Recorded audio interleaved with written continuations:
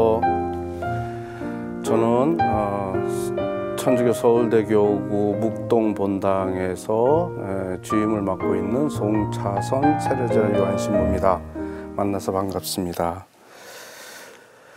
제가 강의할 주제는 돌아온 탕자 비유 다시 읽기입니다. 돌아온 탕자 비유 그러면 아마 우리 신앙인들은 모르시는 분들이 없을 거예요. 너무나도 많이 들었던 복음 말씀인데, 그래서 주제만 일단 생각해 보면 조금 다 아는 내용이고 조금 진부하게 들릴 수도 있습니다. 그런데 돌아온 탕자 비유 다시 읽기라는 말을 붙인 이유는 제가 돌아온 탕자 비유를 이렇게 묵상하다 보니까 하느님의 무한하신 사랑, 보통은 그렇게 생각을 하죠. 내가 좀 잘못을 저질러도 언제라도 하느님께 돌아가면 그분께서 나의 잘못을 묻지 않으시고 다 받아들이는 하느님의 무한하신 사랑, 하느님의 자비, 이렇게 보통 생각을 합니다. 물론 맞습니다. 맞고 또 그러한 내용의 복음 말씀이지만 하느님의 자비라는 그 틀 안에만 내 생각을 가두어 놓게 되면 그 이외에 묵상할 수 있는 것들이 무궁무진한데 그것을 다 놓쳐버릴 수 있겠다라는 생각이 들었습니다. 왜냐하면 저는 이 복음 말씀을 묵상할 때마다 마치 우리의 인생의 축소판처럼 너무나도 많은 내용들이 이 안에 포함되어 있기 때문에 그래서 예를 들자면 하나님께서 인간에게 주신 자유라든지 또는 죄의 뿌리, 또 원죄 문제, 또 회개의 진정한 의미, 하느님 나라에 대한 인간의 태도라든지 인간 존재의 근거 문제라든지 기타 등등 여러 가지 주제를 이렇게 주제를 가지고 묵상을 할 수 있는데 그런 것들을 다 놓쳐버릴 수 있는 가능성이 너무나 큽니다. 그래서 제가 주제를 한번 묵상 주제를 뽑아 보니까 무려 11가지 주제를 뽑을 수가 있었습니다. 첫 번째 소유권과 사용권 문제, 또 인간의 계획 문제, 죄의 뿌리, 회개, 하느님의 사랑, 인간의 품위, 죽었던 아들, 자유, 투사, 아버지 것이 내 것, 하느님 나라, 이렇게 11가지 주제를 뽑을 수 있는데 이 주제별로 또 많은 것을 또 묵상을 할 수 있기 때문에 그래서 제가 강의하고자 하는 내용을 한번 들어보시면 그러면 다시 돌아온 탕자 비유를 읽었을 때 아마 새로운 느낌으로 와 닿을 수가 있고 그래서 하나님의 사랑 이외에도 많은 것을 묵상할 수 있겠구나 라는 생각이 들 수도 있겠다 라는 생각이 들어서 제목을 돌아온 탕자 비유 다시 읽기라고 했습니다. 이제 처음부터 한번 말씀을 읽어보면서 제 묵상한 것을 한번 풀어내도록 한번 해보겠습니다. 어떤 사람에게 아들이 둘 있었다. 그런데 작은 아들이 아버지 재산 가운데에서 저에게 돌아올 몫을 주십시오 하고 아버지께 말하였다. 그래서 아버지는 아들들에게 가산을 나누어 주었다. 며칠 뒤에 작은 아들은 자기 것을 모두 챙겨서 먼 고장으로 떠나갔다. 그러고는 그곳에서 방종한 생활을 하며 자기 재산을 허비하였다. 이 짧은 성경 구절 안에서도 굉장히 많은 내용을 우리가 묵상할 수가 있습니다. 하나 예를 들어 볼까요? 아들들에게 가산을 나누어 줬다. 아들들에게, 이게 무슨 뜻입니까? 복수죠. 작은 아들에게만 재산을 준 게 아닙니다. 큰 아들에게도 재산을 나눠 주었죠. 그런데 큰 아들은 어떻게 되었습니까? 그 가산을 나누어 주었다. 그리고 며칠 뒤에 작은 아들은 가산을 아버지가 나눠줬는데 바로 떠난 게 아닙니다. 며칠 뒤에 떠났다고 하죠. 왜 루카복음사가는 작은 아들이 가산을 챙긴 다음에 바로 떠나지 않고 며칠 뒤에 나갔겠는가, 이것만 해도 묵상할 것이 많이 있을 겁니다. 뿐만 아니라 여기서 보면 방종한 생활을 하며 라고 하는데, 이 방종한 생활 이외에 다른 얘기가 없습니다. 그런데 이 복음 말씀 돌아온 탕자 비유 맨 끝에 가면은 끝부분에 큰 아들이 그렇게 얘기를 하죠. 작은 아들이 창녀들과 놀아났다라는 그런 표현이 나옵니다. 그런데 그런 말이 전혀 없어요. 방종한 생활을 했을 뿐인데, 그럼 이건 어떻게 된 건가? 이것은 나중에 뒷부분에서 차근차근 한번 생각해 보도록 하겠습니다. 일단 여기서 저에게 돌아올 목을 주십시오라고 합니다. 그 예루살렘 바이블에서는 어떻게 표현이 되어 있냐면, 물론 예루살렘 바이블은 영어 번역본 중에서 가장 직역에 가까운 그런 번역본이 예루살렘 바이블이죠. 예루살렘 바이블에서는 The estate that would come to me 라고 얘기를 합니다. 다시 말하면 나에게 돌아올 목, 그것은 자기 것이 아니죠. 자기 것이 아닌데 아버지가 그걸 나눠주니까 이제는 자기 것이 생긴 겁니다. 그래서 소유권과 사용권에 대해서 우리가 한번 묵상을 해볼 수가 있겠습니다. 자신의 몫이 이제 자기 것이 되었죠. 그 얘기는 소유권을 주장할 수 있는 것이 생겼다라는 뜻이죠. 그러면 여기서 우리가 묵상할 수 있는 것이 과연 내 것이라고 말할 수 있는 것이 있겠는가라는 겁니다. 왜냐하면 모든 것은 다 하나님께서 만드셨기 때문에 모든 것은 하나님의 소유죠. 그렇다면 우리는 그것을 사용할 수 있는 사용권만 있는 겁니다. 그런데 내 몫이 내 것이 됨으로 인해서 이제 소유권을 주장할 수 있게 되는 것이죠. 그래서 사람들이 소유권이 생기게 되면 그 소유한 것에 대한 집착이 생기기 마련입니다. 뿐만 아니라 그 소유한 것으로 인해서 분쟁이 생기게 되죠. 분쟁이 일어납니다. 뭐 이런 예는 많이 들 수 있겠습니다만은 특히 영토 분쟁 같은 것, 내 소유라는 것이 있기 때문에 분쟁이 일어나는 것이죠. 만약에 내 소유를 주장하지 않는다면 분쟁이 일어날 일이 없습니다. 요즘 전쟁 치르는 것도 마찬가지죠. 우크라이나하고 소련하고 전쟁도 결국 영토 문제이죠.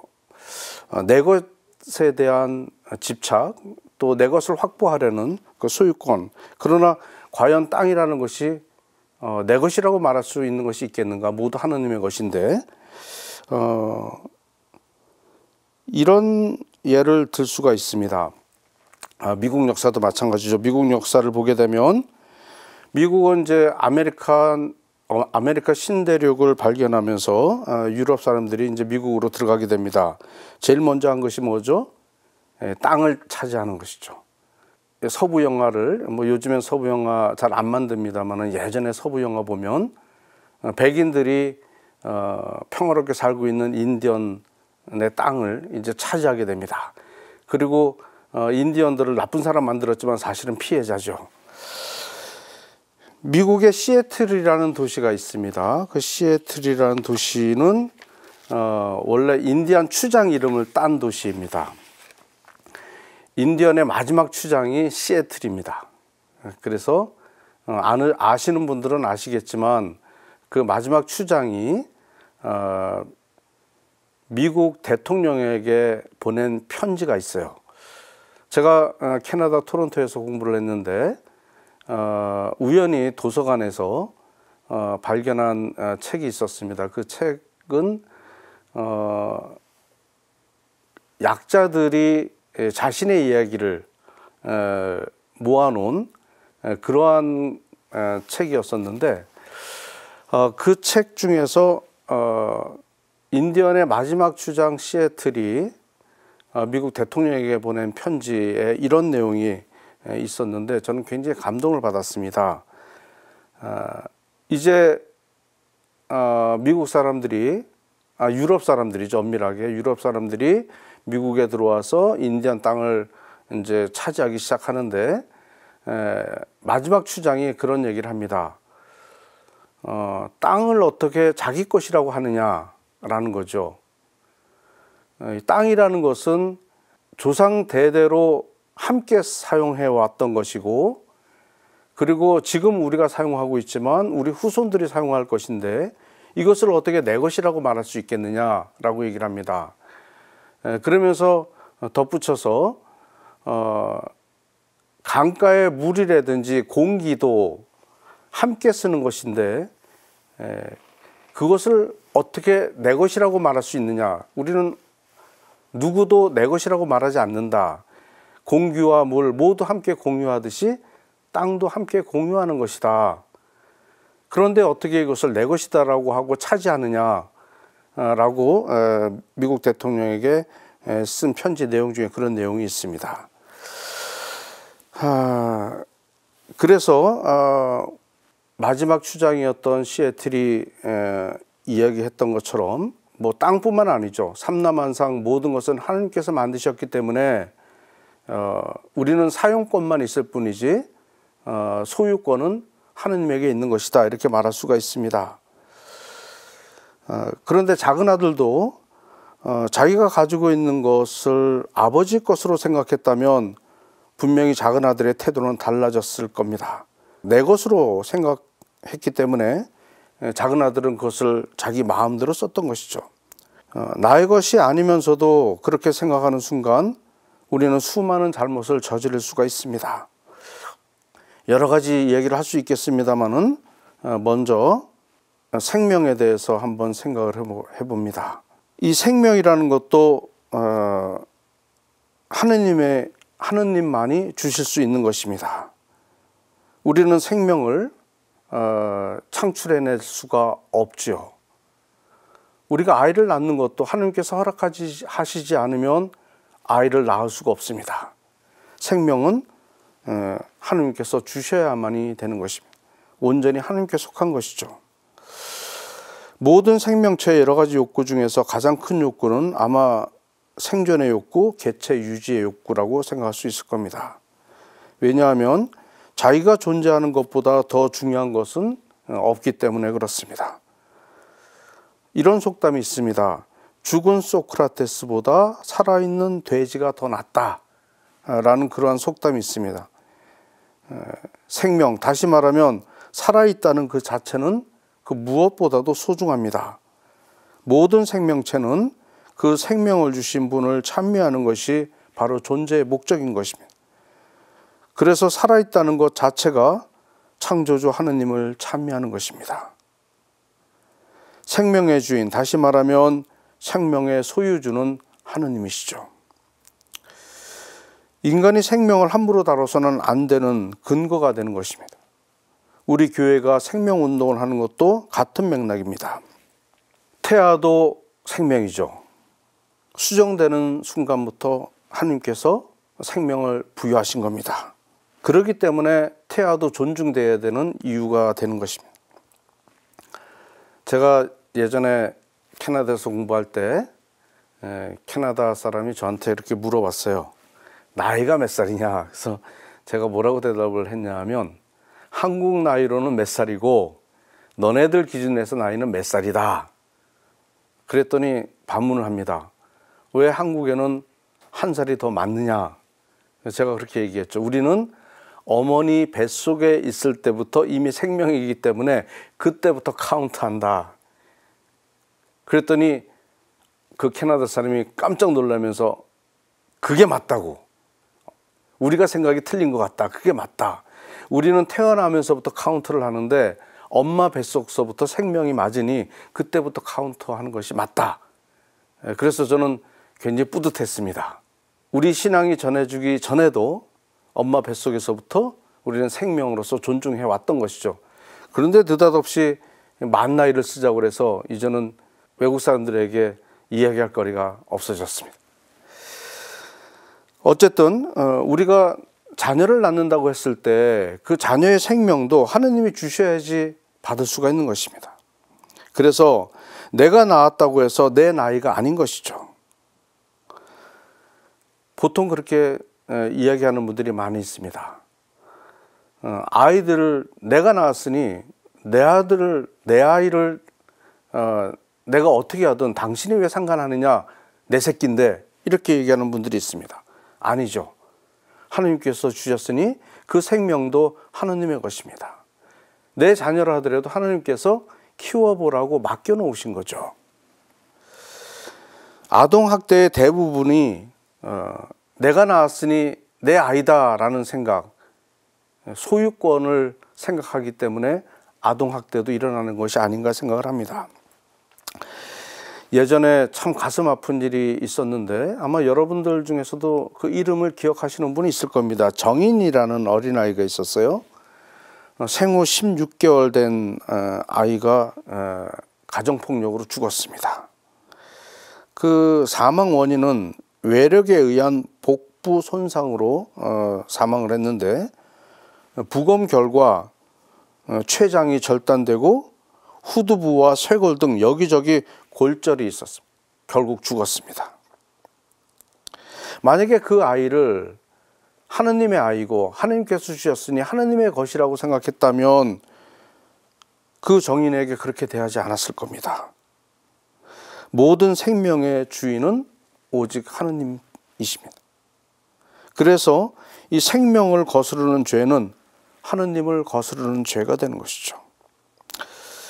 작은 아들도 자기 소유가 생겼습니다. 그것으로서 그곳에서 방종한 생활을 하며 자기 것을 허비하였다라고 합니다. 자기 것이니 자기 마음대로 사용했던 것입니다. 방종하다는 것의 사전적 의미는 아무 꺼리낌 없이 제멋대로 함부로 행동하는 것을 말합니다. 내 인생은 나의 것, 그래서 내 마음대로 하겠다고 하면 그것이 바로 방종인 것이죠. 내 생명조차도 주인은 하느님이십니다. 내가 내 생명의 주인인 것처럼 그렇게 처신을 한다면 하느님의 영역을 침범하는 것이죠. 하느님의 영역을 침범하면 그것이 바로 죄가 되는 겁니다. 그래서 우리 가톨릭 교회는 스스로 생명을 끊는 자살을 가장 큰 죄로 여겨왔고 지금도 그렇게 여기고 있습니다. 저 역시도 20대 굉장히 어려운 시기를 겪어서 아마 천주교 신자가 아니었었으면 제 생명을 어떻게 했을지도 모르는 그런 상황까지 있었습니다. 그것을 여기서 제가 다 말씀을 드릴 수는 없겠지만 누구나 그런 경험들을 한두 번쯤은 있었을지 모릅니다. 사는 것이 너무 힘들어서 차라리 죽는 것이 더 낫지 않겠는가 라는 생각을 하는 분들도 살아가면서 한두 번쯤은 그런 경험들이 있는 분들이 있을 거라고 저는 생각을 합니다. 그렇지만 이 생명, 나의 생명도 내가 지금 생명을 잘 사용하고 있지만 소유권은 하느님에게 있는 것이니 내 생명을 내가 다룬다는 것은 하느님을 거스르는 겁니다. 그래서 자신의 삶은 자기 것이니까 자기 마음대로 할 수 있다고 생각하는지 아니면 하느님의 것이라서 함부로 해서는 안 된다고 생각하는지에 따라서 우리는 서로 다른 태도로 삶을 살아갈지 모르겠습니다. 그 다음에 이제 소유권에 대해서 말씀을 드리면 시간도 그렇습니다. 나에게 주어진 시간, 주어졌다는 뜻은 누군가 준 사람이 있다는 것이죠. 하나님께서 주셔야만 됩니다. 사람은 누구나 하루 24시간 아무런 차별 없이 누구에게나 똑같이 주어졌습니다. 그런데 주어졌다는 것은 누군가가 준 사람이 있는 것이고 내 것이 아니라는 뜻이죠. 하나님께서 시간을 허락해 주셔야만 우리는 그 시간을 사용할 수 있습니다. 시간조차도 소유주는 하느님이시고 우리는 사용권만 있는 겁니다. 그래서 시간도 나의 것이 아니죠. 얼마 전에 참 가슴 아픈 일을 겪었습니다마는 제가 본당에서 새벽 미사를 손님 신부 부른 적이 있었습니다. 그날 일이 너무 많아서 새벽 미사까지 드리면 제가 좀 힘들 것 같아서 손님 신부를 불렀는데, 그런데 저희 본당에 이제 보좌 신부님이 계십니다. 부주임 신부님이신데, 부주임 신부님께서 새벽 미사 시간에 후다닥 달려나가는 소리를 들었어요. 물론 제 침실에서 잠결에 들은 것이죠. 그래서 손님 신부를 불렀는데 부주임 신부님이 왜 나가나 이렇게 생각을 했습니다. 그런데 전심 때 이제 부주임 신부를 만나가지고 신부님이 얘기합니다. 손님 신부님이 미사를 안 나왔다고 했습니다. 그래서 저는 좀 어이가 없었고, 그리고 참 안타까웠습니다. 왜냐하면 젊은 신부가 이제 새벽 잠이 많을 테니까 그래서 이제 펑크를 내지 않았을까라고 이제 짐작했던 것이죠. 그래서 제 부주임 신부에게, 아니 신부가 어떻게 미사를 빠지느냐, 다른 사람으로 대체할 수가 없는 것이 미사인데 어떻게 미사를 이렇게 빠뜨릴 수가 있는지 좀 속이 좀 상했습니다. 그런데 그 신부님이 새벽 미사 때 오기로 한 신부님이 저희 본당에서 새벽 미사를 하고 오전에 이제 서울대학병원에 또 미사를 해주기로 되어 있었던 모양이에요. 그런데 그 신부님이 서울대학병원에서도 나타나지 않았다고 합니다. 그래서 미사 2대씩이나 빠질 리가 없으니 신부님 사제관에 이제 한번 사람들이 찾아간 거죠. 갔더니 신부님께서 침대 위에 운명하셨습니다. 심근경색으로 이제 돌아가신 겁니다. 다시 말하면 새벽에 잠이 많아서 늦잠을 자는 바람에 못 나온 것이 아니라 이미 하늘나라에 가셨기 때문에 미사를 드릴 수가 없었던 거죠. 저는 그때 굉장히 자책을 했습니다. 또 판단을 했구나. 예수님께서 판단하지 말라고 했는데 또 판단을 했구나. 그래서 고해성사거리가 생겼습니다마는, 아마 그 신부님께서 그 전날 밤에 침실에 들어갔을 때 당신이 그 다음날 아침을 맞이하지 못할 거는 아마 생각도 못했을 겁니다. 다시 말하면 단 하루도 우리는 하나님께 보장받은 것이 없고, 그 시간은 하나님께서 온전히 주관하시고 당신이 허락하셔야만 우리가 사용할 수 있는 것이 바로 시간입니다. 그래서 시간조차도 내 것이다 라고 말할 수가 없는 것이죠. 나에게 주어진 시간이라 하더라도 그것은 나의 것이 아닙니다. 이것이 나의 것인지 하느님의 것인지 어떻게 생각하느냐에 따라서 우리는 시간을 어떻게 쓸 건지가 결정될 수도 있을 겁니다. 네, 그래서 하느님께서 나에게 허락하신 시간, 그것은 내 것이 아니고 하느님의 것이기 때문에 그것을 어떻게 사용할지 우리는 늘 생각을 해야 될 겁니다. 한 번은 이런 적이 있었죠. 새해 첫날이었었는데 1월 1일 날 새해 첫날 강론을 하면서 예화를 하나 들었습니다. 어떤 예화를 들었냐면, 우리가 오늘 새해를 맞이했으니 하나님께 감사해야 될 일이다. 왜냐하면 어제 밤에 잠자리에 들어갔다가 오늘 새해를 맞이하지 못한 분들이 분명히 있을 것이다. 그런데 우리는 또다시 새해를 맞이했고 그 새해를 우리에게 선물로 주시고 또다시 우리가 잘 살아볼 수 있는 기회를 주신 하나님께 감사하자. 뭐 이런 취지에서 강론을 했습니다. 그리고 교주미사 끝나고 나서 그리고 이제 사정원에 돌아왔는데 어떤 분에게 전화할 일이 생겼어요. 그래서 전화를 딱 했는데 그분이 전화를 받자마자 울기만 하는 거예요. 무슨 일이세요? 계속 울기만 해요. 말 좀 해보시라고. 왜 울기만 하세요? 그랬더니 신부님 아시고 전화하셨어요? 모르시고 전화하셨어요? 아무한테도 얘기 안 했는데. 그래서 무슨 얘기죠? 그랬더니 그때가 1월 1일이었었는데 어젯밤에, 다시 말하면 12월 31일 날 아들이 안녕히 주무세요 하고 침실에 들어갔는데 1월 1일이 새해가 됐는데 아들이 방에서 안 나오더랍니다. 그래가지고 이상해가지고 방문을 열어봤더니 침대에서 떨어져서 아들이 죽어 있는 거예요.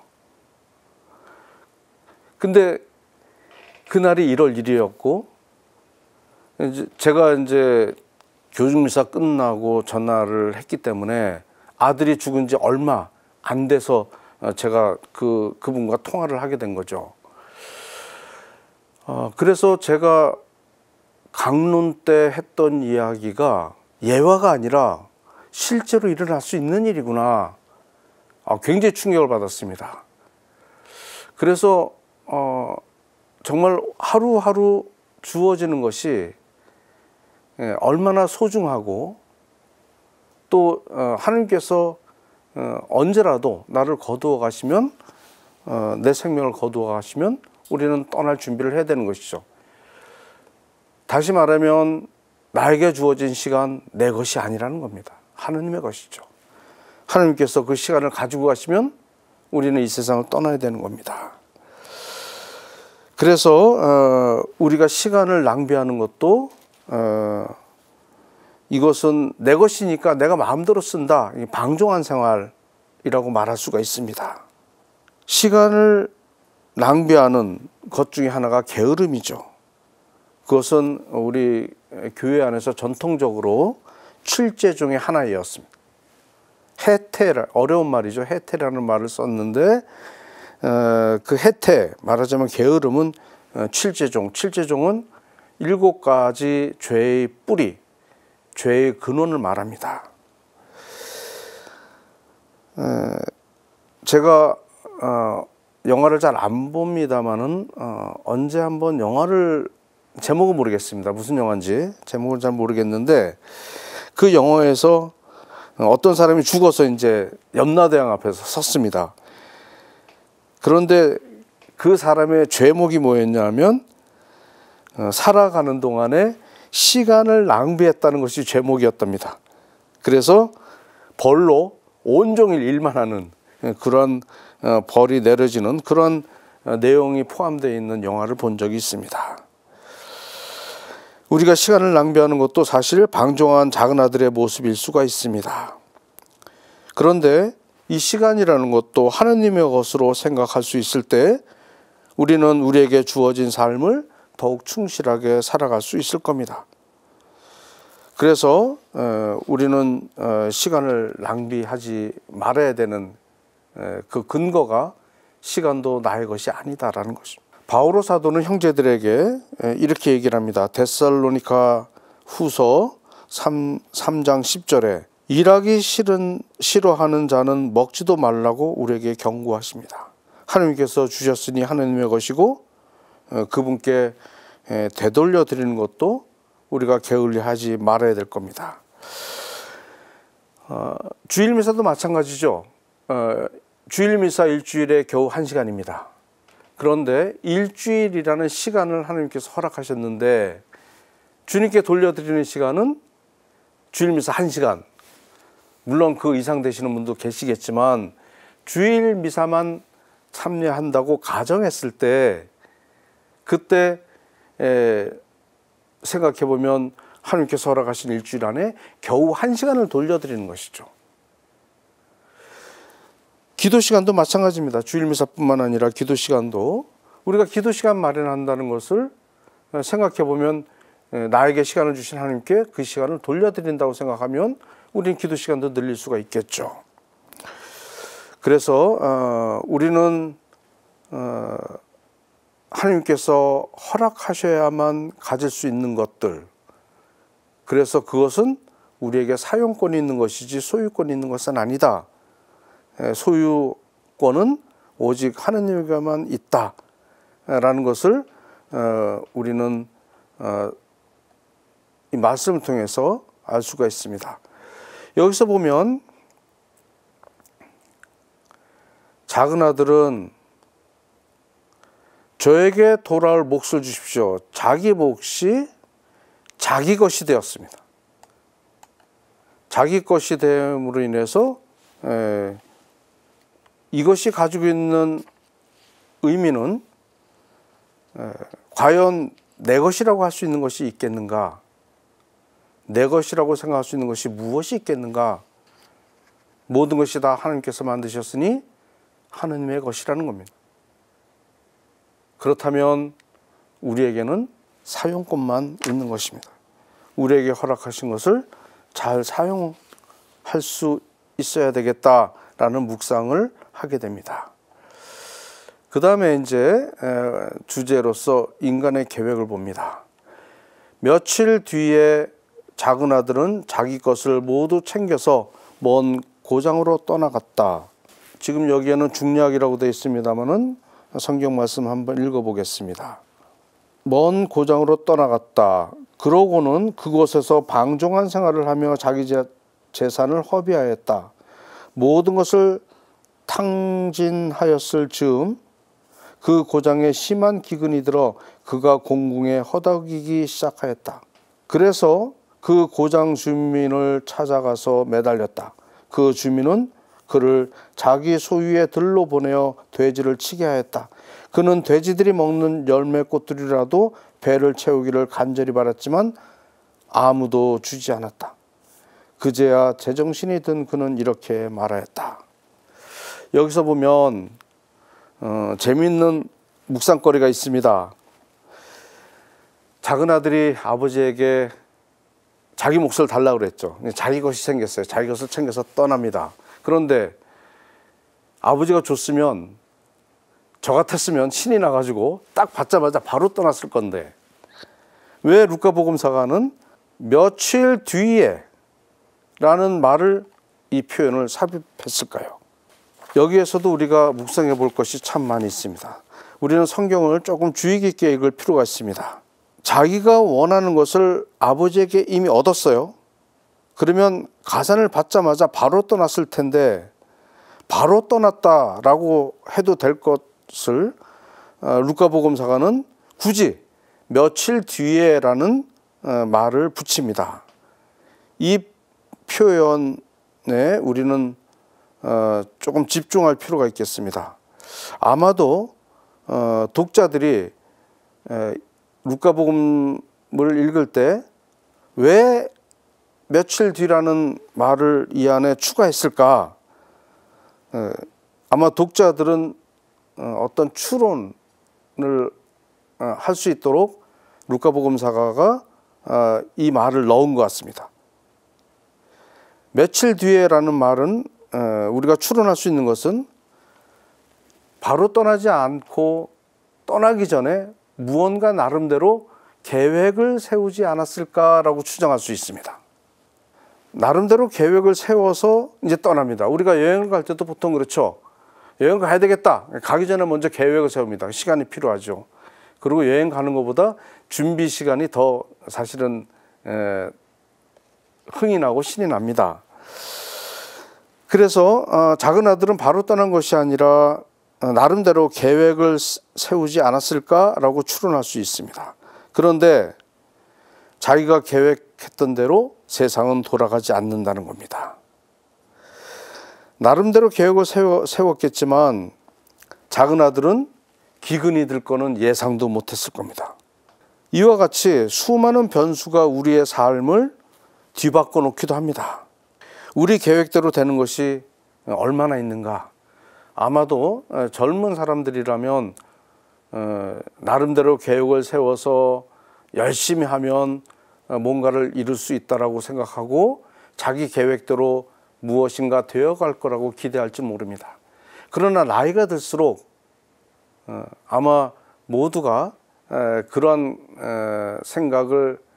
생각에 공감할 거라고 생각이 듭니다만은 내 계획대로 내 삶이 진행되고 있다라는 그런 생각을 거의 갖지 못할 것 같습니다. 저 같은 경우도 마찬가지죠. 저는 신학교를 굉장히 늦게 갔습니다. 30대, 예전에는 30대도 받아줬기 때문에 저희 반에는 30대에 편입한 신학생이 3명이나 있었는데, 제가 30살이 넘어서 신학교 갈 거라고는 저도 20대에는 생각을 못했습니다.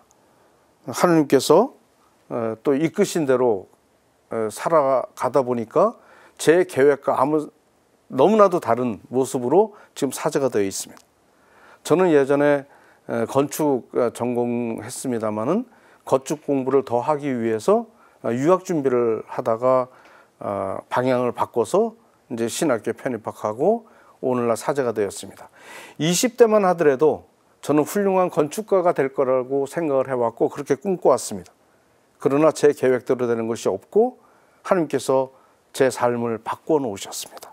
이와 같이 우리가 젊을 때일수록 세상이 자신이 계획했던 대로 돌아갈 것으로 생각하지만 나이가 들면서 자기 생각대로 세상이 돌아가지 않는다는 것을 우리는 깨닫게 됩니다.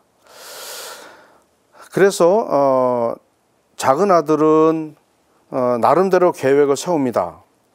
그는 돼지들이 먹는 열매꽃들이라도 배를 채우기를 간절히 바랐다. 아직도 계획을 세웁니다. 다시 말하면 기근이 들었죠. 기근이 들었는데 나름대로 살 궁리를 합니다. 그런데 아무도 주지 않았다. 자기 생각대로 되지 않았습니다. 그제서야 정신이 든 그는 이렇게 말합니다. 우리는 이 말씀을 통해서도 작은 아들은 많은 계획을 세우고 있지만 자기 계획대로 되는 것이 하나도 없음을 깨닫고 그제서야 이 정신이 듭니다. 저는 이 말씀을 묵상하면서 떠오르는 이야기가 있었습니다. 여러분들 중에서 아마 아시는 분들 꽤 많이 있을 거라고 생각을 하는데 예전에 도미니크라는 노래가 있었습니다. 제가 조금 해볼까요? 네. 도미니크 니크 니크 니크 도미니 뭐 아마 아시는 분들 있을 거라고 생각을 하는데 이 노래가 사실 굉장히 히트를 쳐가지고 빌보드 차트 1위까지 올라갔습니다. 그런데 이 노래를 누가 불렀냐 하면 한 수녀님이 불렀습니다. 벨기에의 브뤼셀에서 태어나서 도미니코 수녀원에 입회한 수녀님이 계시는데 그때 당시에 노래하는 수녀라는 별명이 붙은 그 수녀가 자신의 수녀원의 주보성인이고 또 수녀원의 이름이기도 합니다마는 도미니코 성인, 그것을 도미니코 성인을 찬미하는 노래, 그것이 바로 도미니크라는 노래였습니다. 그 노래를 만들어서 수도회의 홍보용으로 사용을 했습니다. 그런데 그 노래가 이제 인기를 얻게 되니까 수녀원의 원장 수녀에게 허락을 받아서 그 곡을 싱글 앨범으로 제작을 하게 됩니다. 그런데 이게 이제 대박이 나죠. 요새 말로 대박입니다. 2년 만에 유럽에서 300만 장이나 팔리게 되고 미국으로도 진출하게 됩니다. 이 노래는 제가 어렸을 때도 들을 정도로 대한민국에서도 알려질 정도로 유명한 노래였습니다. 그때 당시에 엘비스 프레슬리 굉장히 유명한 가수인데 그 가수를 제치고 1963년에 빌보드 차트 1위까지 이 노래가 올라가게 됩니다. 뿐만 아니라 이제 이 노래를 배경으로 해서 영화까지 만들어지고 또 그 수녀가 이제 영화의 이제 주인공이 되면서 인기는 절정에 이르게 됩니다. 그런데 그 수녀가 어떻게 됐는가? 수녀원을 떠나게 됩니다. 그래서 이제 환속을 하게 되면서 본격적으로 가수 활동을 하기 시작했는데 그 수녀의 계획은 그거였습니다. 자기가 돈을 많이 벌어서 노래로 번 돈으로 수녀원에 기부를 해서 수녀원에 경제적으로 내가 좀 도움을 줘야 되겠다, 이렇게 생각을 했던 것이죠. 그런데 문제는 뭐냐면 음반을 낼 때마다 실패합니다. 그래서 나중에 자신이 모은 돈으로 이제 자폐아를 위한 복지 학교를 이제 설립하게 되죠. 그런데 이제 문제가 발생합니다. 1970년대 말 이제 벨기에에서 이제 세무당국으로부터 첫 음반에 대한 거액의 소득세를 이제 추징을 하게 됩니다. 그렇지만 도미니크라는 노래를 불러서 번 돈 모두 수녀원에 기부를 했으니 나는 소득세를 안 내도 되고 낼 수도 없다라고 하는데 정부는 이 말을 믿어주지 않았습니다. 왜냐하면 근거가 없었기 때문이죠. 그러면서 결국은 정부는 세금을 내지 않으면 자폐아 복지학교도 폐쇄하겠다고 통보를 하게 됩니다. 막다른 골목에 내몰리게 된 그 수녀는 술과 마약까지 하게 되면서 1985년 마침내 스스로 목숨을 끊게 됩니다. 비극으로 끝나죠.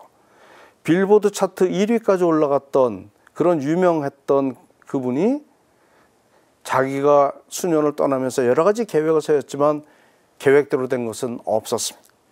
결국은 비극으로 세상을 끝내게 됩니다. 아마도 수녀원에 입회할 때까지는 자신의 계획대로 됐는지 모르겠습니다. 그러나 유명해지면서 수녀원을 나오게 되었고 그 이후에는 자신의 계획대로 된 것은 하나도 없습니다. 인간의 계획, 작은 아들도 마찬가지입니다. 그 도미닉 교회 그 수녀처럼 비록 작은 아들은 죽진 않았지만 뭐 크게 다르지 않습니다. 인생살이가 자기 생각대로 잘 안 되죠. 그래서 야고보서의 4장 13절에서 15절까지 이런 말씀이 있습니다. 아마 이 말씀도 여러분들이 많이 들으셨을 거라고 생각을 하는데 제가 한번 읽어보겠습니다. 자, 이제 오늘이나 내일 어느 고을에 가서 1년 동안 그곳에서 지내며 장사를 하여 돈을 벌겠다 하고 말하는 여러분, 그렇지만 여러분은 내일 일을 알지 못합니다. 여러분의 생명은 무엇입니까? 여러분은 잠깐 나타났다가 사라져버리는 한 줄기 연기일 따름입니다. 도리어 여러분은 주님께서 원하시면 우리가 살아서 이런저런 일을 할 것이다 하고 말해야 합니다. 이렇게 말씀하십니다. 우리가 아무리 계획을 잘 세워도 우리의 삶 앞에는 너무나도 많은 경우의 수와 변수가 있습니다. 그런 모든 것을 예측하고 대응한다는 것은 거의 불가능합니다. 작은 아들이 아버지를 떠나서 기근을 당했던 것도, 그래서 죽기 직전까지 갔던 작은 아들도 그런 변수를 예측하지 못했을 겁니다. 그러나 아버지 품 안에 있었으면 안전했겠죠. 그래서 우리도 하느님의 품 안에 있어야 안전할 수 있습니다. 여러 가지 변수에서 하느님께서 길을 알려주시고 대처하도록 하실 것입니다. 또 그분이 인도해 주시고 이끌고 가실 것이기 때문에 우리는 주님 안에 있을 때 안전하게 됩니다. 우리의 삶의 주도권을 하느님께 맡겨드리면 가장 자유롭고 안전할 수 있습니다. 하느님께 맡긴다는 것은 내가 빠져 있고 내가 할 일이 없어지기 때문에 우리는 자유로워진다는 뜻이 되기도 합니다. 그렇지만 우리는 자신이 너무나 많은 것을 가지고 있고 자신의 계획대로 되리라는 착각 속에서 보통은 살아갑니다. 그리고 완전히 무너져 내려서 바닥을 쳐야만 하느님을 찾는 경우도 있습니다. 작은 아들의 나름대로 계획을 작은 아들은 세웠지만 모든 계획은 무너지고 결국 작은 아들은 바닥을 쳤습니다. 기근이 들어서 이제 굶어 죽게 생겼습니다. 기근이 들 거라고는 작은 아들도 아마 상상하지 못했을 겁니다.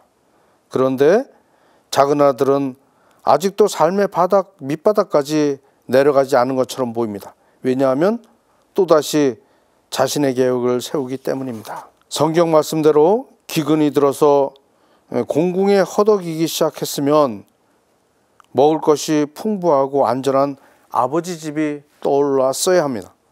그런데 어이없게도 작은 아들은 아버지가 아니라 그 고장 주민을 찾아가 매달렸다라고 합니다.